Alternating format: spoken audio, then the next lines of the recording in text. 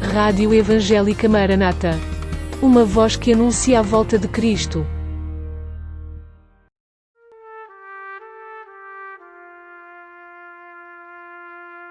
Josué, um herói da fé.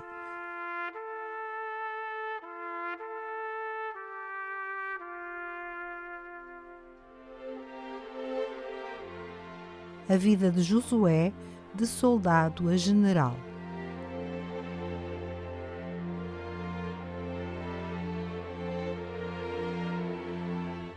Com o pastor Sérgio Novo.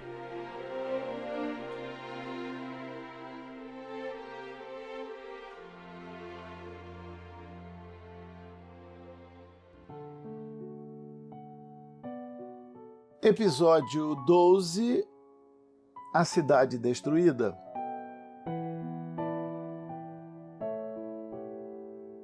Josué capítulo 6, versículo 21. E tudo quanto na cidade havia, destruíram totalmente a fio de espada, desde o homem até a mulher, desde o menino até ao velho, até ao boi e gado miúdo e ao jumento.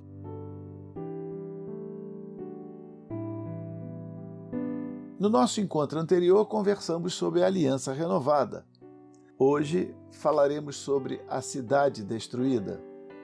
Uma das questões mais incômodas que os pregadores e estudiosos da Bíblia enfrentam é a necessidade de responder ou explicar a uma pessoa sobre os homicídios praticados pelos personagens bíblicos em nome de Deus. Josué, em sua obediência irrestrita a Deus, tinha uma difícil missão a cumprir: conquistar a cidade de Jericó e destruí-la totalmente.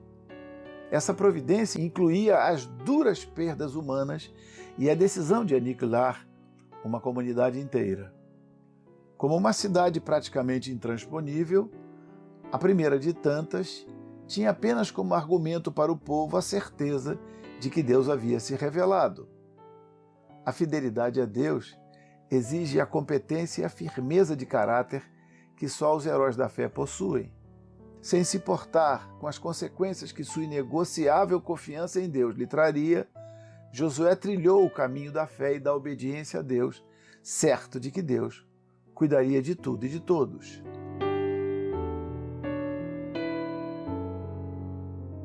As respostas sobre guerras, mortes e destruições que constam na história bíblica podem parecer fáceis ou justificáveis quando vistos da necessidade humana de dominação, não fosse o simples fato de que, na Bíblia, Deus se apresenta como pacífico, amoroso, misericordioso e bom. Como poderia um Deus bom e misericordioso permitir que na terra se praticassem tantos atos maus envolvendo pessoas inocentes? Sem considerar a questão da lei moral e a lei da necessidade, pode-se responder a essa pergunta a partir do ponto de vista da questão do bem e do mal.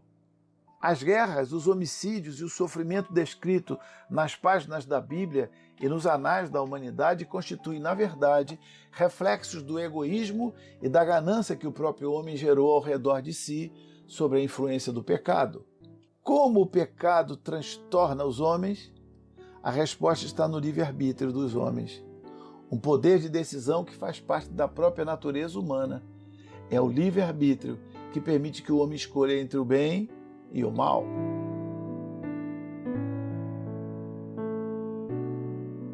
Ao criar o homem, Deus não sabia que os homens poderiam usar a liberdade de pensamento para a prática do mal em lugar do bem? Sem dúvida. Mas ao fazer do homem uma criatura livre para escolher, Deus desejou criar para si alguém com quem pudesse conviver e se relacionar amorosamente. Como o amor é um sentimento que resulta de uma escolha, somente quem é livre pode verdadeiramente amar. No entanto, Deus, na criação original, preferiu correr esse risco, criar um ser que poderia rejeitá-lo, a fazer do homem um ser autômato, destituído de vontade e sentimentos, capaz de refletir sobre seu próprio destino. Assim, Ao desprezar a primeira ordem que lhe foi dada no Éden, o homem introduziu no mundo a causa original do pecado, a desobediência a Deus.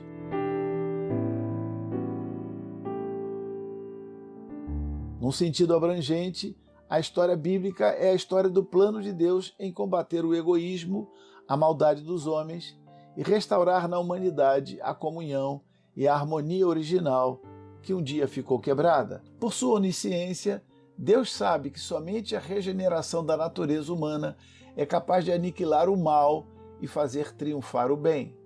Servindo-se de sua soberana sabedoria, Deus escolheu um povo, a nação israelita, como meio de revelar a sua pessoa e servir na terra de testemunha da existência do Deus vivo e misericordioso.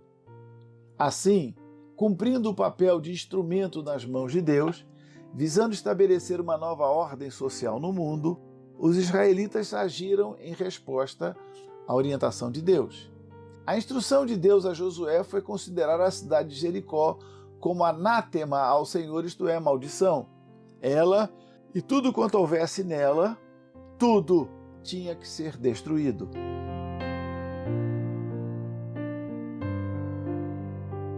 Os povos que estavam na terra de Canaã não eram inocentes.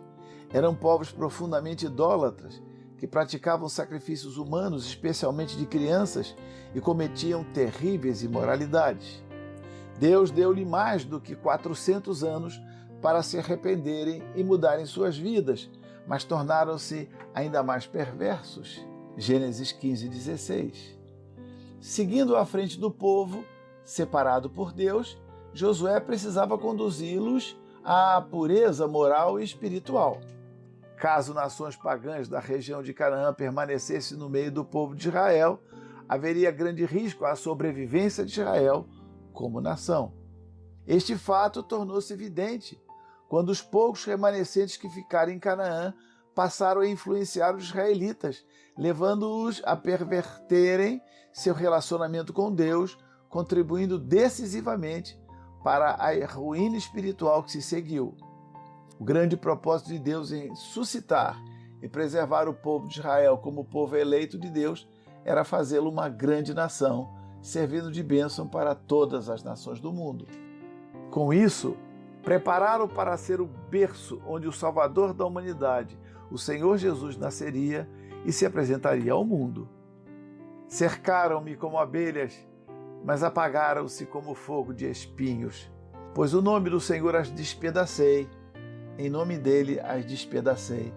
Com força me impeliste para me fazeres cair, mas o Senhor me ajudou. O Senhor é minha força e o meu cântico, porque ele me salvou. Salmo 118, de 12 a 14.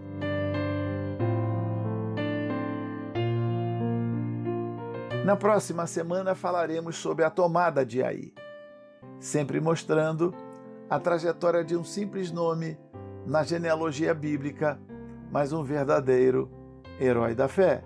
Não perca! Voltaremos neste mesmo dia e horário. Encontro marcado, então. Fique com Deus. A paz do Senhor Jesus.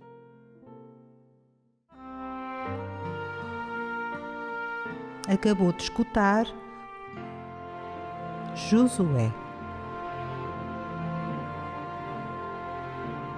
uma produção da Rádio Evangélica Maranata.